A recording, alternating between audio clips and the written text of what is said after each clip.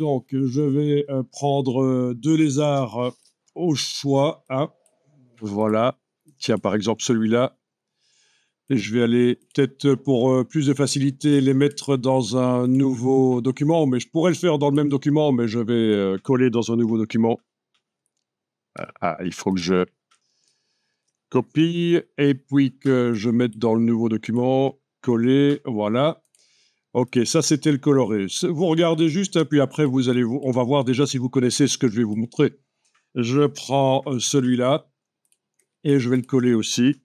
Et puis je vais tenter de les faire interagir l'un avec l'autre. Donc, premièrement, ils vont se regarder. Donc, il y en a un des deux qui va passer en miroir, objet de transformation, miroir. Voilà. Il y a 4 manières de faire des miroirs dans Illustrator. Ça, c'est la manière la plus débile, en fait. Hein. Mais enfin, parfois, on l'utilise encore. Voilà. Et c'est là que vous vous dites « Ah, mais c'est la seule que je connais. » Ça, c'est plutôt ennuyeux. C'est plutôt ennuyeux. OK.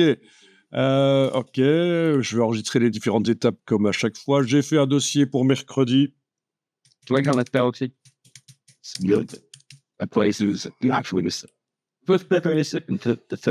Ensuite, OK, je vais travailler sur une copie pour garder ces deux-là en backup. Hein. Je vais travailler sur une copie ici.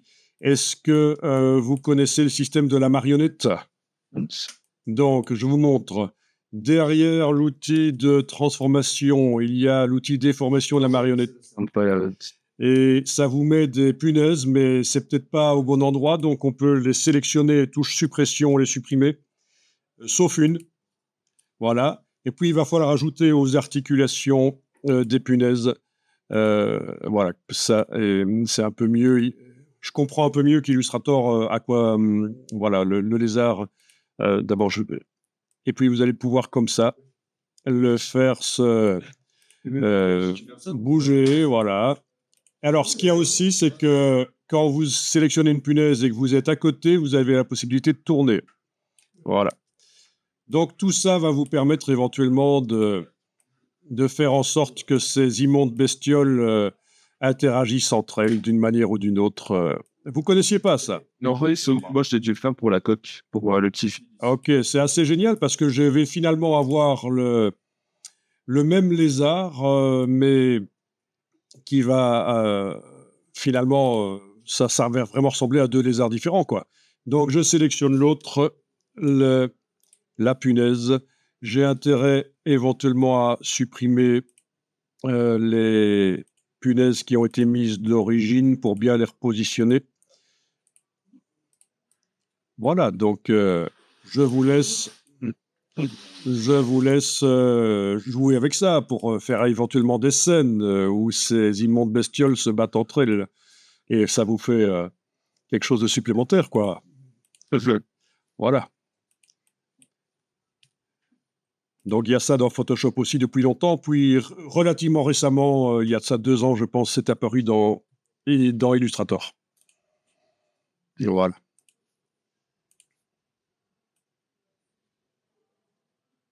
C'est à cause de Matt. Ouais.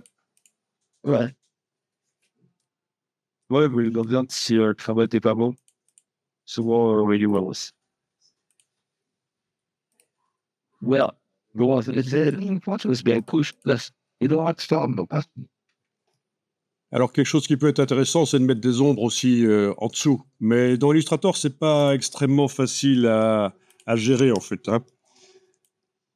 C'est pas toujours très, très facile d'obtenir quelque chose de bien dans Illustrator par rapport à Photoshop.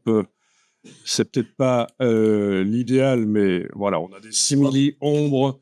Il y a un essai de Oui, donc l'effet d'ombre porté dans la palette dans le menu des effets, c'est un peu différent. Voyons un peu.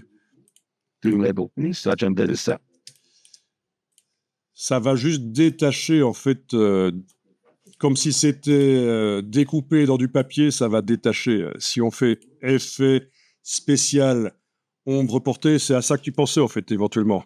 ouais. Effet spécial ombre portée, voilà ce que ça donne, en fait. Hein. Ah oui, ça, sur l'objet, c'est pas... Voilà. Ouais, c'est Donc ici, je voulais faire comme si c'était une ombre un peu 3D, quoi, qui est sur le sol.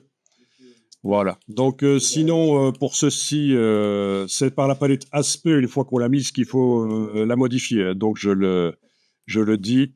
Là, je l'ai mis. Voilà, je l'ai mise là. Voilà, il faut cliquer sur l'hyperlien et aller remodifier éventuellement. Voilà. Kingdom to step the new lost dance. Mais donc, c'est un effet différent. C'est pas la même chose que ce que j'ai fait ici. Donc, ce que j'ai fait là, l'ombre portée, vous voyez comment vous feriez. L'ombre sous l'objet, vous verriez comment vous feriez. The vendor.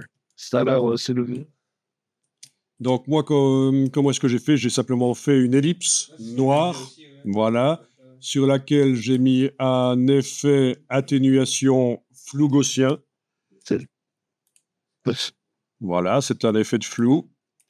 Donc, ça apparaît dans la palette aspect. Si je devais modifier ça par la suite, c'est là que je devrais aller. Donc, ensuite, j'ai repositionné, dupliqué avec la touche Alt, la touche Option. Voilà, il y en a une que j'ai faite plus grande avec l'outil de transformation manuel. Puis, il va falloir gérer les transparences éventuellement aussi par la palette de transparence, la transparence. Donc, ça devient un peu, quelque part, du dessin, quoi. Donc, on tente de recréer un simili d'ombre. Alors, c'est pas toujours facile de resélectionner les cercles. C'est pour ça que je passe en commande Y pour arriver à les sélectionner et pour éventuellement, donc, modifier le flou, modifier l'opacité, etc.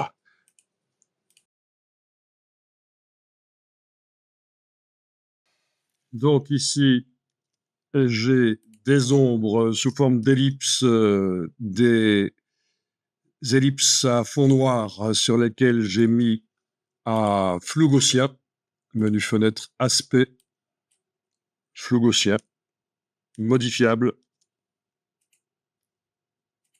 Donc pour tenter de faire une ombre sous ces deux lézards immondes dans Illustrator. Donc c'est pas l'idéal.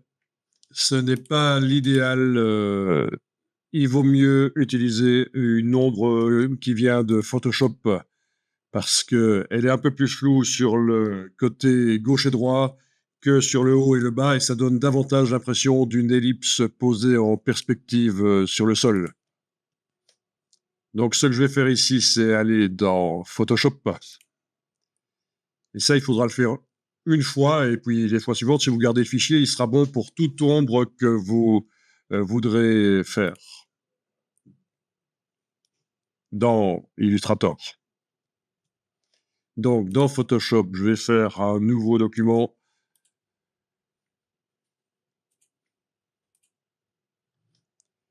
Je prends donc le pinceau, j'active le pinceau, je dois travailler en noir dans la case de premier plan. Mode d'application du pinceau normal, opacité 100%.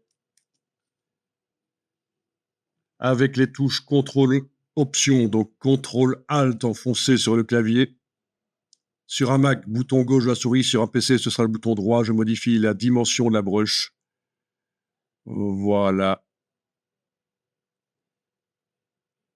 Et il faut faire attention, il faut du flou. Il faut, donc c'est de haut en bas la dureté. Il faut du flou, donc dureté 0%. Et il ne faut pas une brush trop grande dont le flou irait se couper sur le bord de la page. Donc, je fais une brush pas trop grande. Voilà, j'ai lâché les touches au clavier, j'ai ma brush floue, et là, je vais cliquer sans bouger la souris. Et voilà. Et puis, attendez, j'annule parce que j'aurais dû faire ça sur un calque vide. Édition annulée. Il faut absolument faire ça sur un calque vide. Donc, dans la palette des calques de Photoshop, je vais créer un calque vide parce qu'actuellement, c'est un calque rempli de pixels blancs. Et oui. Voilà, donc c'est sur le calque vide que je vais faire ça. Voilà, puis il va falloir que je fasse édition, transformation manuelle ou évidemment le raccourci commande T sur Mac, CTRL T sur PC. Et en prenant une poignée du dessus ou du dessous, et en enfonçant la touche Option et la touche Shift, j'aplatis l'ellipse. Voilà, donc ça, c'est ce que je disais, c'est une ellipse à bord flou sur les côtés gauche et droit, et moins flou sur le haut et le bas, et ça donne davantage l'impression que c'est un cercle posé sur le sol, en perspective. Donc voilà, je valide avec le petit V au-dessus. Je vais éventuellement utiliser l'outil de recadrage pour resserrer autour. Donc recadrage avec dans la barre contrôle fond arrière-plan ou fond transparent, mais en tout cas pas développement génératif et remplissage après le contenu. Et voilà, je resserre autour sans aller couper le flou. Ça, c'est important. Il faut vraiment faire attention à ne pas couper le flou. Et les bords de la brush sont vraiment gris très clairs, donc on pourrait par erreur aller couper, donc il vaut mieux prendre plus large que pas assez. Je valide, voilà. Et je vais enlever l'œil en face du calque blanc, ça c'est important. Il me faut mon ellipse noire aplatie entourée de transparence. Je fais fichier enregistrer sous. J'enregistre au format Photoshop tout court, pas Photoshop PDF. Quoique Photoshop PDF pourrait fonctionner, mais format Photoshop, c'est bien. J'enregistre ça sous le nom ombre aplati, on va dire. Et ça va être ma version 1 si j'avais besoin d'autres versions par la suite. Et oui, voilà. On va faire comme ça.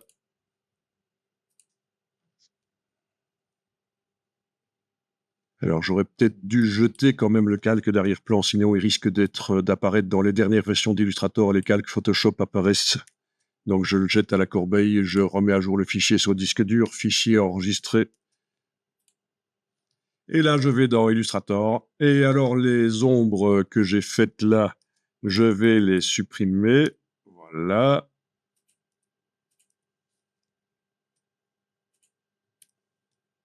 Parce que je vais les faire autrement.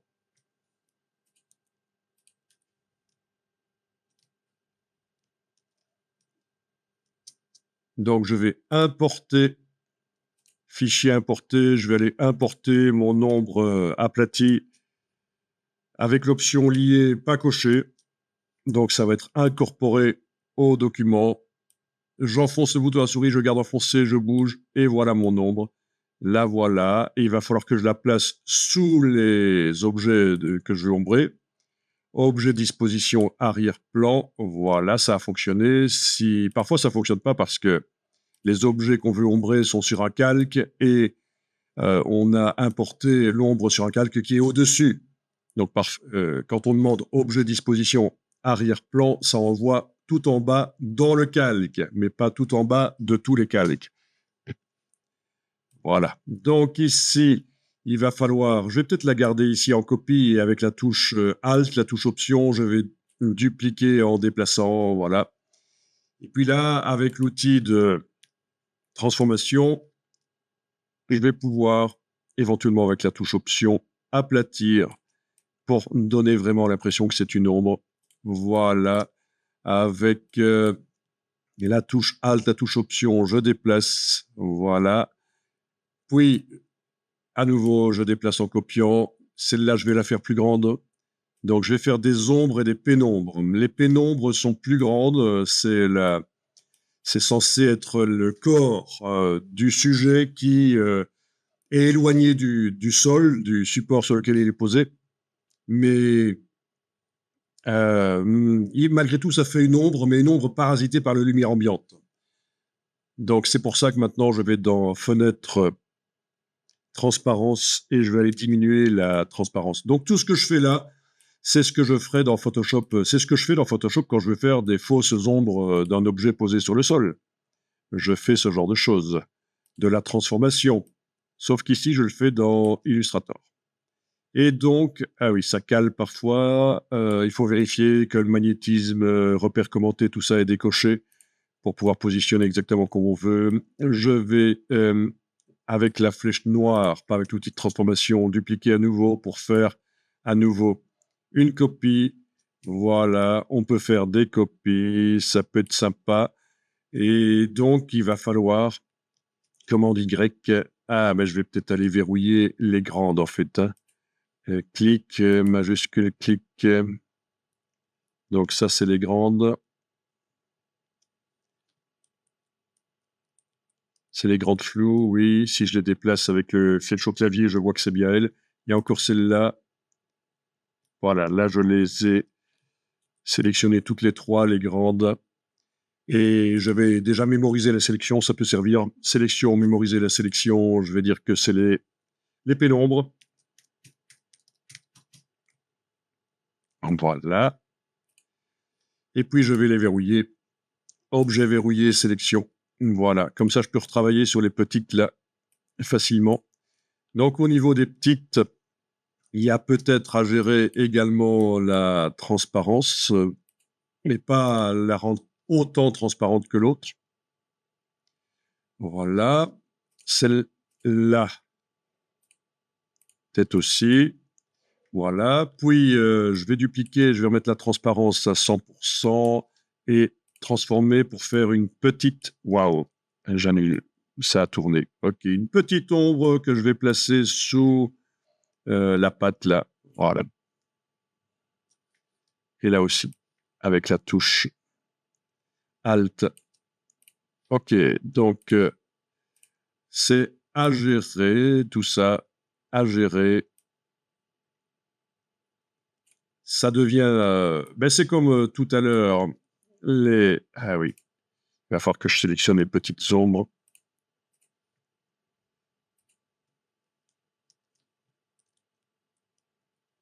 Ah tiens, la petite ombre, je ne l'ai pas dupliquée en fait.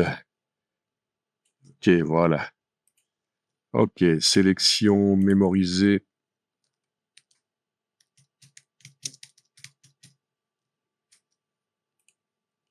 OK, objet verrouillé, sélection. Voilà, donc il va falloir vraiment... c'est du dessin, il faut donner l'impression que c'est une vraie ombre. Après, le lézard ici, avec la marionnette, j'aurais peut-être intérêt aussi à retravailler pour voir si je peux pas donner l'impression qu'il est un peu plus posé sur le sol grâce à la marionnette, en fait, hein. Il est censé repousser l'autre de toutes ses forces, donc la patte dans ce sens-là, ça paraît pas mal. OK.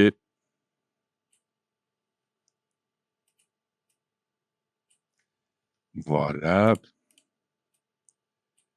OK.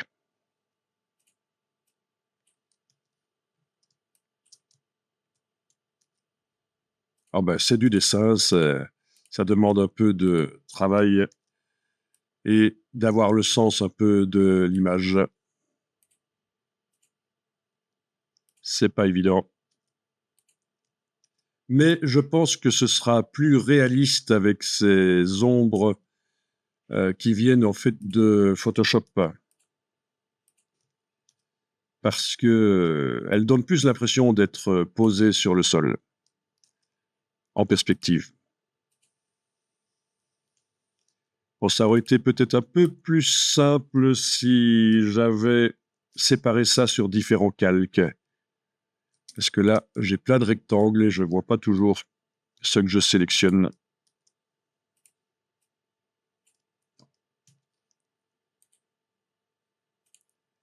Parce qu'en fait, c'est comme ça que je fonctionne aussi dans Photoshop en mettant ça sur différents calques. Les différentes ombres. OK.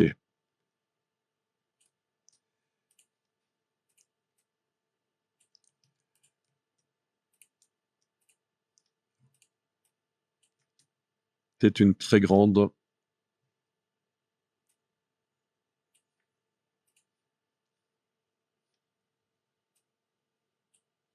Il y a parfois un truc bizarre quand vous avez l'outil marionnette qui est activé dans la palette des outils et que vous essayez d'activer autre chose, de revenir à l'outil transformation. Ça vous met un message. Et si vous faites ça sur du texte, vous avez l'outil marionnette sur du texte modifiable et que vous repassez à l'outil de transformation, il vous le vectorise le texte sans vous prévenir. Donc c'est un peu vicieux ça, ce qui se passe avec l'outil transformation.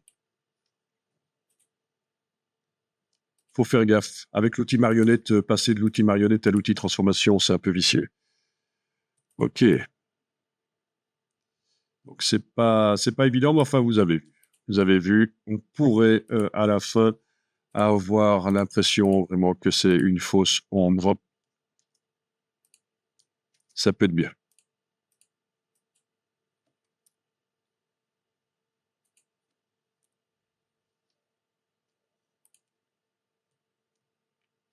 Ok, après, on peut aussi mettre tout ça dans un groupe et gérer la